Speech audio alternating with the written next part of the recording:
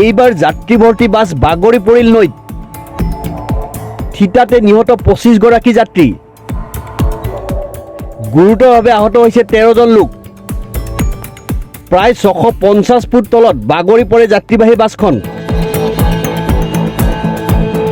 দক্ষিণ আমেৰিকাৰ দেশ উত্তৰ পেৰুত সংঘটিত হৈছে এক ভয়ংকৰ দুৰ্ঘটনা। নিয়ন্ত্ৰণ হেৰুৱাই এখন যাত্ৰীবাহী বাছ বাগৰি পৰিল নৈত। জানিব পৰা মতে প্ৰায় 650 ফুট তলত বাগৰি পৰে যাত্ৰীবাহী বাছখন।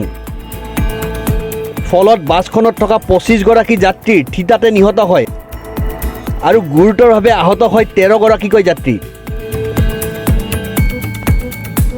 যাত্ৰীবাহী বাছখনত 50 গৰাকী যাত্ৰী আছিল বুলি জানিব পৰা গৈছে। কাজামাৰ্কা অঞ্চলৰ প্ৰাদেশিক অভিযুক্ত আলগা বোবাদিলাই RPPক জনোৱা অনুসৰি এই ভয়ংকৰ দুৰ্ঘটনাটো দেওবাৰে সন্ধিয়া সংঘটিত হয়। লগতে কয় যে যদিও এই ভয়ংকৰ দুৰ্ঘটনাটো দেওবাৰে সন্ধিয়াই সংঘটিত হয়, কিন্তু ইয়াৰ তথ্য সোমবাৰেহে লাভ কৰা হয়। কাৰণ এই ভয়ংকৰ দুৰ্ঘটনাটো নিশা সংঘটিত হৈছিল। স্থানীয় সংবাদ মাধ্যমে প্ৰকাশ কৰা অনুসৰি যাত্ৰীবাহী বাছখন চেলেণ্ডিনৰ পৰা আহি আছিল।